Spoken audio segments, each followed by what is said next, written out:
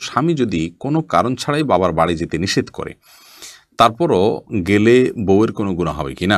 সুন্নাত নামাজের সিজদায় বাংলা দোয়া করা যাবে কিনা? নবী সাল্লাল্লাহু আলাইহি সাল্লামের নামে প্রতিদিন দুরূদ পড়ার জন্য ওজিফা হিসাবে কোন দুরূদটি বেশি ফজিলতপূর্ণ? আমার মোবাইলে ফেসবুক, মেসেঞ্জার, ইমো, হোয়াটসঅ্যাপ ইত্যাদি অ্যাপসে প্রতিদিন প্রায় 100 খানেক সালাম সম্বলিত মেসেজ আসে। আমি প্রতিটার উত্তর দিতে পারি না। এক্ষেত্রে করণীয় কি? নতুন কোনো কাপড় পরে না ধুয়ে নামাজ পড়ে নামাজের কোনো ক্ষতি হবে কিনা? নতুন শনিবার রোজা রাখলে কি রবিবার রোজা রাখতে হবে? টিকটিকি দেখলে কি মারতেই হবে? প্রয়োজনে কি খুঁজে খুঁজে মারতে হবে? পরীক্ষার হলে শিক্ষকরা ছাত্রদের সাথে অনৈতিক আচরণ করলে আমাদের ছাত্রদের করণীয় কি? এখন অন্যের উপর যাকাত ফরজ হবে কখন? কতদিন স্বর্ণের মালিকানা থাকলে যাকাত ফরজ হবে, অথবা তার আগে যাকাত পরিশোধ করা যাবে কিনা? তিলাওয়াতের সিজদা কিভাবে আদায় করব? আজানের সময় কিছু খেলে গুনাহ হবে কিনা? আমি মা হয়ে কি কবরের কাছে গিয়ে জিয়ারত করতে পারবো? আপনি লিখেছেন বাবা মা ও আমার মোবাইলে ফেসবুক, মেসেঞ্জার, ইমো, হোয়াটসঅ্যাপ ইত্যাদি অ্যাপসে প্রতিদিন প্রায় 100 খানেক সালাম সম্বলিত মেসেজ আসে। আমি প্রতিটার উত্তর দিতে পারি না। এক্ষেত্রে করণীয় কি? খুবই দরকারি প্রশ্ন।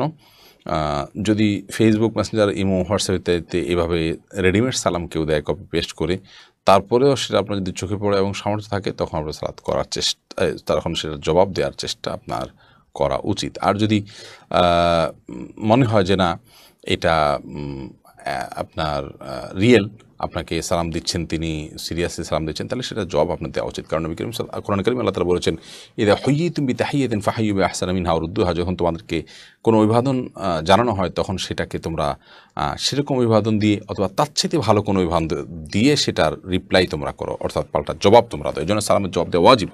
হ্যাঁ, যদি আপনি দেখেন যে এটা আসলে কোনো প্রকার ওই যে কী বলে এটাকে সেট করা থাকে, অনেক সময় বট যেটাকে বলে যে রেডিমেড মেসেজ দেওয়া থাকে, আপনি কিছু নক করলেই অটোমেটিক সেখান থেকে কিছু চলে আসে, তাহলে সেক্ষেত্রে সেটা জবাব দেওয়া আপনার জন্য আবশ্যক না।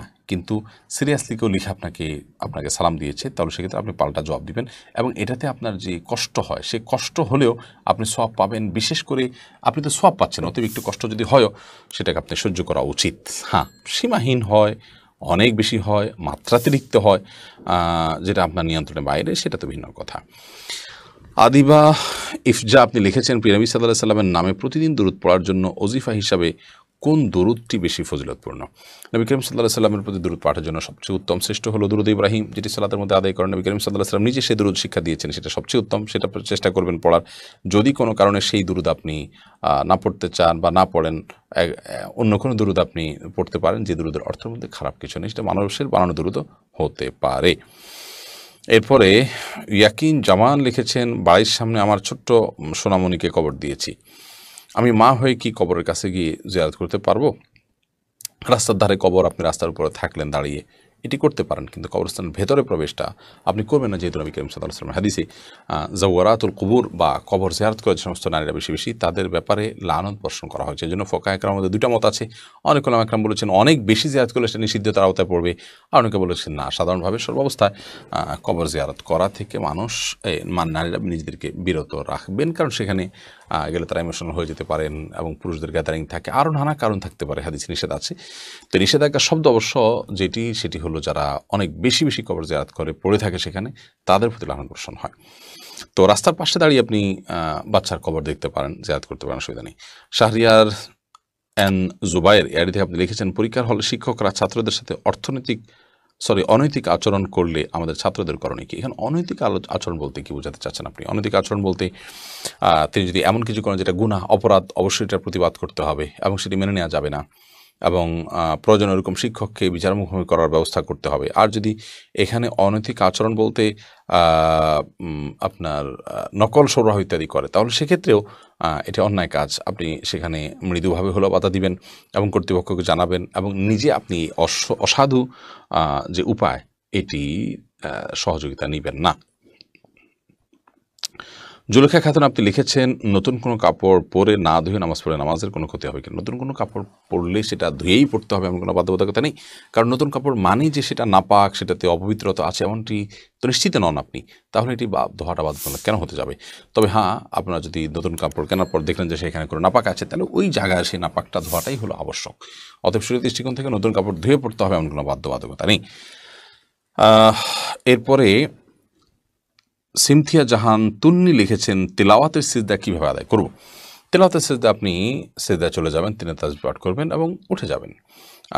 সিজদা একটা সিজদা দিবেন, এই উজু অবস্থায় আপনি সিজদা দিবেন, যদিও কোনো ক্লামাকাম উজু ছাড়া দেওয়ারকে জায়েজ বলেছেন, কিন্তু বিশুদ্ধ মত হলো আপনি উজু করবেন এবং সেফ, এটি নিরাপদ মত এটি। মুর্শিদা মিলি আপনি লিখেছেন, শনিবার রোজা রাখলে কি রবিবার রোজা রাখতে হবে? না, শনিবার রোজা রাখলেই যে রবিবার রোজা রাখতে হবে কোনো বাধ্যকতা নেই। আল্লাহ যাকে যখন তৌফিক দিচ্ছেন রাখবেন।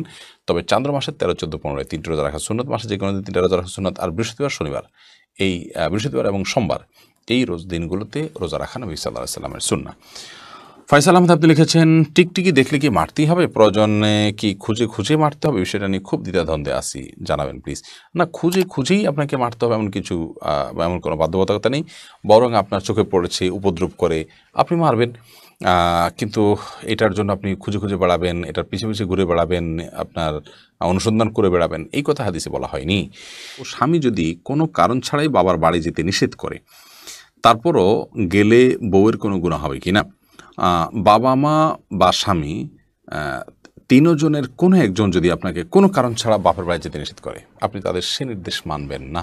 কারণ লা তাআতা লি মাখলুকিন ফি মাসিয়াতিল খালিক। আল্লাহ তাআলার ইবাদতের বরখেলাফ হয়, আল্লাহর অবাধ্য হতে হয়, এরকম কোনো কাজ করতে গিয়ে, কারোর কথা মানতে গিয়ে এরকম কাজ করা যাবে না।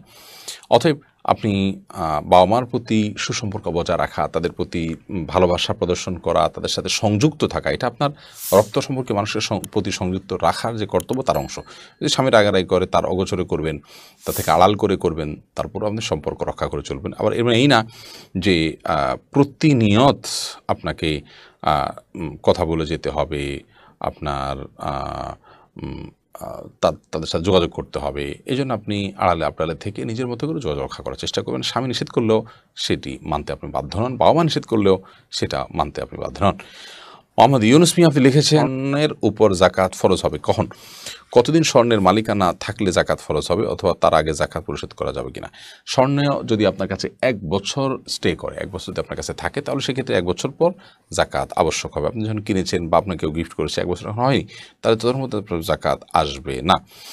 এবং আগে জাকাত পরিশোধ করার যে ব্যাপারটা, যে কোনো জাকাতের বিষয় অগ্রিম জাকাত পরিশোধ করা যায়, যেহেতু আপনার জাকাত এমন একটা ইবাদত, অর্থনৈতিক ইবাদত, আর্থিক ইবাদত, এই ইবাদতটা অর্থের সাথে সংশ্লিষ্ট। অতএব এটা আপনি চাইলে আগে যেমন দিতে পারেন, চাইলে কোনো কারণে জাকাত যখন দেওয়ার কথা ছিল তার কয়েকদিন পরে দিলেও আপনার জাকাত আদায় হয়ে যাবে। অর্থাৎ এর কারণে গুনাহ হবে, জাকাত আদায় হবে না, ব্যাপারটা সেরকম নয়। রাইসানি আপনি লিখেছেন, আজানের সময় কিছু খেলে গুনাহ হবে কিনা? আজানের সময় কোনো কিছু খেলে কোনো গুনাহ হবে না। আমরা অনেকে মনে করি আজানের সময় কিছু খাওয়া পান করা যাবে না, এটা করা যাবে না, ওটা করা যাবে না। আপনি যে কোনো কাজ করতে পারেন, টয়লেটে থাকলে আপনি টয়লেটে কাজও সারতে পারেন। তবে আপনি যখন টয়লেটে নাই, পবিত্র জায়গায় আছেন বা স্বাভাবিক অবস্থা আছেন, তখন আপনি আজান শুনলে আজানের জবাব দেওয়ার চেষ্টা করবেন। এটা হলো মূল কথা। খেতে গেলে খাওয়ার ফাঁকে ফাঁকে আপনি আজানের জবাব দেওয়ার চেষ্টা করবেন, কিন্তু আজান হলে কিছু খেতে পারবেন না এমন কোনো কথা নেই। এখানে বিষয় হলো জবাব দেওয়ার চেষ্টা করবেন যদি আপনি পবিত্র জায়গায় থাকেন। নুসরাত ফারজানা পিউলি আপনি লিখেছেন, সুন্নাত নামাজে সিজদায় বাংলা দোয়া করা যাবে কিনা? সলাতে বাংলা দোয়া করা যাবে কিনা? হানাফি উলামা ইকরাম বলেছেন যে না, বাংলা দোয়া করতে পারবেন না। মাতৃভাষা যেহেতু সলাতের ভাষায় আরবিয়া, তো এখানে মাতৃভাষা দোয়া করতে পারবেন না। আপনি মনে মনে দোয়া নিবেদন করতে পারেন তাদের পড়তে পড়তে, অথবা কোরআনে কারীম বা সুন্নাহ বর্ণিত কোনো দোয়া চাইলে সেটি আপনি পড়তে পারবেন। যদিও এর স্কলাররা এর সঙ্গে দ্বিমত পোষণ করেছেন, তারা বলেছেন যে